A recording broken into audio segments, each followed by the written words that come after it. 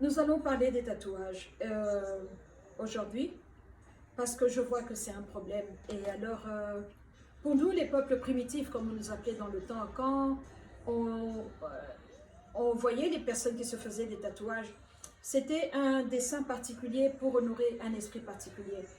Et sur toute l'Afrique subsaharienne, mais même au Maghreb, là où l'islam était pratiqué, l'art de se faire des tatous n'était pas une chose qu'ils ne connaissaient pas, au contraire. Euh, et les personnes qui savent, qui vous connaissez, pouvaient voir par votre tatouage et pouvoir déterminer d'où vous venez et quel est votre rang dans la société.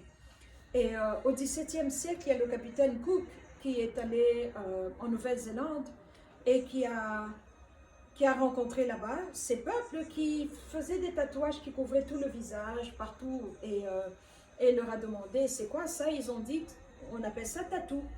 Tatou est en maori, ce n'est pas un mot en anglais, c'est un mot en maori, mais tout le monde l'utilise maintenant.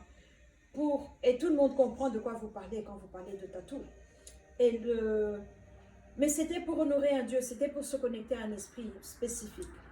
Alors, la mode, la tendance est arrivée en Europe et nous voyons maintenant ce que nous voyons aujourd'hui. Mais c'est quoi le tatou? Vous avez des gens qui vous disent je suis chrétien, je veux honorer Dieu, il se fait le psaume 23 sur la poitrine, le psaume 91 tout le ventre là. Mais Dieu ne nous a pas demandé de faire des tatouages.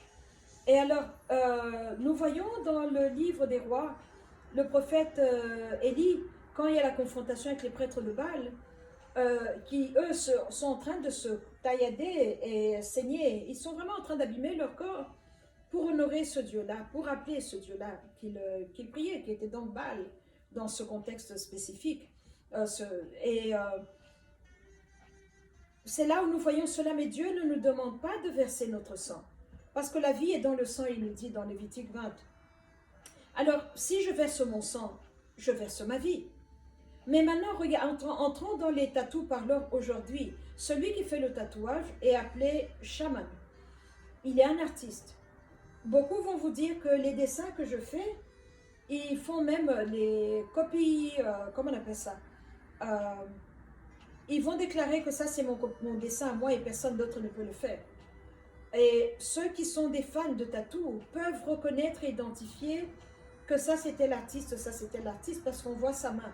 De la même façon d'où nous on peut reconnaître les tableaux de Van Gogh, de Monet ou de Manet, c'est à ce point-là qu'ils sont devenus spécifiques. C'est tout un art et ils se font beaucoup d'argent. Et beaucoup d'entre eux jeûnent beaucoup. Beaucoup d'entre eux jeûnent parce qu'ils se sentent comme un prêtre qui est un trait d'union entre les morts, les esprits, donc ils sont invisibles, que je ne peux pas voir, et les humains. Et c'est comme ça que les tatous se passent maintenant. Mais quand vous faites un tatouage, vous versez votre sang. Mais vous le versez à qui? Pour qui? Pour la gloire de qui? Il faut se poser ces questions-là. Quand vous avez quelqu'un qui meurt dans votre famille, vous allez avoir le portrait de la personne dans le dos. Dieu ne vous a pas demandé cela. Vous marquez de la mort. Vous portez un mort sur votre dos. Et ce n'est pas de Dieu. Ce n'est pas de Dieu. Même Jésus lui-même nous a demandé de ne pas faire une représentation. Par Jésus, je veux dire la parole de Dieu, donc qui est Jésus, puisqu'il est le Verbe de Dieu. Quand vous retournez dans Deutéronome, vous voyez qu'on ne doit pas faire une représentation de quelque chose qui vole, qui marche, qui nage, ou qui marche par terre, qui rampe par terre. Donc cela veut dire que même la croix, on ne doit pas la voir. Jésus est mort sur la croix, oui. On se concentre sur lui, pas sur la croix. Vous pouvez extrapoler, vous dire que la croix est une extension de Jésus, donc c'est ok pour moi d'avoir la croix, faire un tatouage de la croix comme ça. Il ne nous a pas demandé cela. Il ne nous a pas demandé cela. De la même façon dont l'arche de l'Alliance, dans l'Ancien Testament, était une arche visible qu'on pouvait toucher quand Dieu vous permettait. On a vu ce qui est arrivé à ceux qui ont touché l'arche sans être autorisés. Mais le problème qui est là, c'est que on doit avoir l'arche de Dieu dans nos cœurs. Parce qu'une fois qu'on a Jésus, donc nous avons tout ce dont nous avons besoin. Et alors donc avoir Jésus veut dire que nous avons tous les bénéfices de l'œuvre achevée de la croix. Et l'œuvre achevée de la croix fait que nous sommes guéris. On peut demander la délivrance, on peut demander la provision. Il n'y a rien qui soit trop difficile pour lui, ni trop grand pour lui, il va le faire. Mais maintenant, retournons au tatouage. Quand vous allez vous payer avec votre argent, vous entrez dans un sanctuaire qui appartient à cet artiste-là, qui a un esprit. Souvent, regardez bien à la caisse, vous allez voir qui est son père, qui est l'esprit qui l'adore. Vous lui payez, vous le payez, vous lui donnez votre argent. Vous avez travaillé pour avoir cet argent-là. Donc, c'est une sorte de dîme ou d'offrande que vous emmenez dans un temple. Vous vous asseyez et on commence à utiliser l'aiguille, là. Je ne connais pas les termes spécifiques des numéros d'aiguille et tout, mais il commence à travailler sur votre peau. Le sang va couler. Vous êtes en train de faire une offrande de votre sang. C'est la deuxième offrande que vous faites. La troisième, vous êtes en accord avec lui, vous lui dites oui, c'est très beau, j'aime beaucoup ce que tu viens de faire, je reviendrai le mois prochain pour un autre, parce qu'on ne peut pas avoir un seul tatouage et s'arrêter là. Tous ceux que j'ai vus qui en ont 1, 2, 3, 4, ça devient un engrenage, ils ne peuvent pas arrêter. Donc, c'est très dangereux parce qu'il y a un lien d'âme qui se crée entre vous et la personne qui travaille sur votre sang, qui travaille sur votre corps. Il y a un lien d'âme qui est là. Et il faut couper ce lien d'âme. Ce lien d'âme, si vous avez fait des tatouages, il faut demander pardon et demander à Dieu de vous délivrer de cela. Parce que quelqu'un vous tient. Je peux vous le garantir. Et le problème qui est là, c'est que faire un tatouage n'est pas un problème, mais enlever le tatouage, ça devient un problème parce qu'il faut un dermatologue. Il doit utiliser un laser. Et on m'a dit que, je me suis renseignée, on m'a dit que c'était cher. Je n'ai pas de tatouage, je n'en ai pas. Je n'ai pas de piercings, à part les oreilles. Et Dieu merci. Parce que c'est tellement à la mode que vous pouvez entrer dans un tatou parleur, vous vous dites, ok, faites-moi un tatou ici, et puis percez-moi ici, là-bas, là-bas. Mais quand vous vous percez, qu'est-ce qui arrive? Pourquoi vous choisissez cet endroit-là à trouver? Il y a un esprit en vous qui vous demande d'aller là. Et quand vous allez là, c'est que c'est le point d'entrée de cet esprit-là. Il entre et il entre en vous. Il est entré par cette porte-là. Et quand il s'assied, il est à l'intérieur. Il est assis à la place où le Saint-Esprit aurait dû s'asseoir. Mais maintenant, aujourd'hui, dans l'église, vous voyez, dans la chorale, tout le monde a des tatouages, hommes ou femmes. Dès qu'ils ont un bébé, ils vont célébrer la date de la naissance du bébé avec des tatouages. Quelqu'un meurt, on va célébrer avec la mort. Les Los Angeles Lakers gagnent, vous allez célébrer. Les Dodgers gagnent, vous allez célébrer. Finalement, votre corps devient comme un billboard. Mais qu'en est-il du Saint-Esprit qui est en vous? Qu'en est-il de celui qui doit habiter, le locataire, le propriétaire ou celui qui doit habiter? S'il n'est pas locataire, il a payé le droit d'être là. Si vous êtes à lui par le sang de Jésus, vous avez eu Jésus, donc vous avez le Saint-Esprit. Donc il est légal, il peut habiter en vous. Mais qu'est-ce que vous faites? Moi, je vois des tatouages comme des graffitis qu'on fait. On souille le temple, on salit le temple. Et vous lui demandez à lui, Dieu, le Saint-Esprit, d'habiter là. Je ne sais pas quelle quantité de lui vous pouvez avoir. Mais je suis contre les tatouages dans le corps de Christ. On doit être différent. Le monde et le corps de Christ, on doit être différent. Mais maintenant, il n'y a plus de différence. Alors, vous avez des gens, des pasteurs qui ont des piercings partout. Mais ça, c'est... Pourquoi on perçait les vaches, par exemple, quand on mettait l'anneau dans le nez, dans les narines? C'était pour mettre une corde pour bien le tirer et le diriger. Donc, quand vous avez des tatouages comme ça, des piercings plutôt, il y a un esprit qui vient, qui met un crochet et qui commence à vous tirer, à vous emmener. Mais vous emmenez où? C'est loin de la présence de Dieu. Vous emmenez où? Dans un endroit où Dieu n'est pas. Et vous y allez seul, sans la présence de Dieu. Donc nous devons réfléchir, nous devons parler à nos enfants. Mais aujourd'hui, ce n'est pas seulement les enfants qui ont des tatouages, même les vieilles personnes avec des cheveux gris, des gens qui sont matures, qui ont de la maturité, 50, 60, 70, qui vont se tatouer pour célébrer. Et ça ne devrait pas être le cas. Nous devons Nous devons être différents. Et surtout savoir qu'il y a une conséquence spirituelle à tout ce que nous faisons. Quand vous allez vous tatouer, vous portez le nom d'un chanteur que vous aimez, d'un acteur que vous aimez. Vous créez un lien d'âme, vous tissez quelque chose, vous devenez un avec cette personne-là. Quand vous allez tatouer un mort, comme je l'ai dit plus tôt, vous vous collez à cette personne-là. Le mort se colle à vous parce que vous lui avez donné asile. Il peut venir habiter en vous. Donc nous devons questionner ce que nous sommes en train de faire. Nous devons nous demander, est-ce que c'est bon? Qu'est-ce que Dieu pense de ce que je suis en train de faire? Qu'est-ce que le Saint-Esprit pense de ce que je suis en train de faire? Parce que ça n'a pas été facile pour Jésus de donner sa vie. Et la démarche à suivre Dieu n'est pas une marche de chrétien, n'est pas une marche facile. Il faut beaucoup de discipline, beaucoup de prière, beaucoup d'abnégation de soi. Vous devez mourir tous les jours, vous donner à lui plutôt, vous donner à lui, être un sacrifice acceptable. Nous devons pouvoir être capables d'alimenter le feu que nous avons et faire attention à ne pas offrir un feu étrange à notre Dieu, parce qu'il est un Dieu d'ordre, il est un Dieu qui demande beaucoup. Il est roi. Donc on ne peut pas commencer à lui offrir n'importe quoi, des restes, parce qu'on a donné le meilleur de nous à ces démons de tatouage. Parce que c'est des esprits, c'est des dieux avec un petit dieu, et ce n'est pas Dieu, le vrai Dieu, le créateur de tout ce qui est. Donc nous devons réfléchir à ce que nous faisons, parce que ça implique beaucoup de choses. Maintenant, quand vous avez 15 tatouages, parce qu'il y a des gens, vous le regardez, vous vous dites, c'est un t-shirt, non, c'est sa main qui est totalement recouverte, on ne voit même plus la peau là où elle est.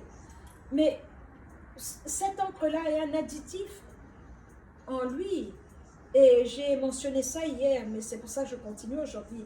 Un additif en lui, et quand il commence à mettre au monde, à avoir des enfants, il ou elle, à mettre au monde, lui, on devient parent, l'enfant naît avec cet élément en plus en lui. Donc, dans le temps, qui faisait les tatouages? Les bad boys. Les hommes, les bikers, les bad boys, les gens qui ne suivent pas les règles, qui sont audacieux, les mavericks, comme on appelle en anglais. Alors, l'enfant sort avec cette attitude-là. Maintenant, essayez d'aller prêcher Jésus à une personne pareille, il va vous dire, Dieu connaît mon cœur. Dieu connaît mon cœur. C'est pas la longueur de ma jupe qui compte. C'est pas la blouse, mon décolleté, ou la profondeur de mon décolleté qui est vertigineux, ou vous dites où, qui compte. Dieu connaît mon cœur. Alors quand on arrive à cet endroit, c'est très dangereux parce qu'on veut maintenant donner une offrande à Dieu selon mon terme. Donner un culte à Dieu selon mon terme. On prend la parole de Dieu selon ce qui me plaît à moi. Alors, oui, non, oui, non. On commence à choisir dans la Bible ce qu'on va donner à Dieu et on se dit qu'il prenne ce que je lui donne et puis voilà. On a une attitude comme si on était l'égal de Dieu alors qu'il est roi. Il est le roi des rois, il est le Seigneur des seigneurs. Mais c'est là où nous nous retrouvons aujourd'hui et c'est ça le corps de Christ aujourd'hui. Et ça dérange beaucoup. Surtout maintenant quand ils ont cet excès de zèle-là où ils sont recouverts de tatouages, mais ils veulent vous imposer les mains. Qu'est-ce qu'ils vont vous donner? Parce qu'il y a transfert. De la même façon dont on peut prier pour un malade en imposant les mains, comme Jésus nous l'a demandé, quelqu'un qui est rempli de démons peut vous transférer des démons. Il faut prier contre le spirit transfers.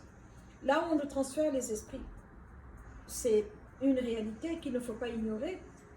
De la même façon dont vous l'avez tous les jours, il faut prier contre les transferts des esprits, il faut prier contre les souillures de tous les jours. Il faut prendre soin de votre hygiène corporelle et pouvoir vous présenter propre devant notre Père, parce qu'il mérite qu'on soit propre.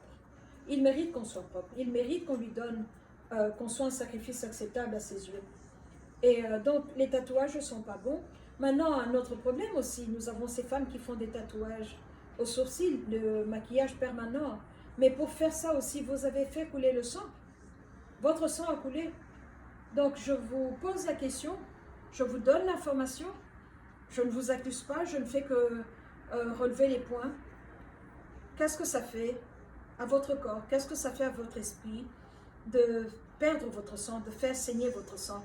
Moi, je crois que vous offrez votre sang sur l'autel de self, l'autel de soi.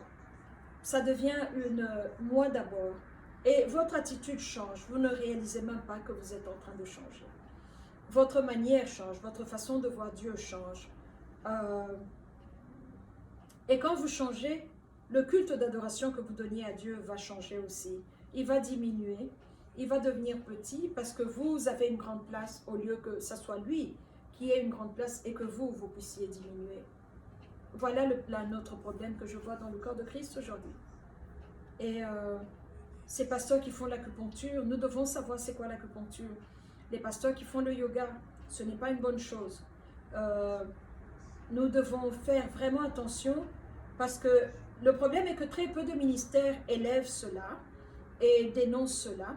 Malheureusement, nous avons très peu de ministères francophones qui dénoncent cela. Je vois les tatouages qui sont à la mode. Je vois sur le continent africain, on a des tatous par l'or, on fait ceci, on fait cela.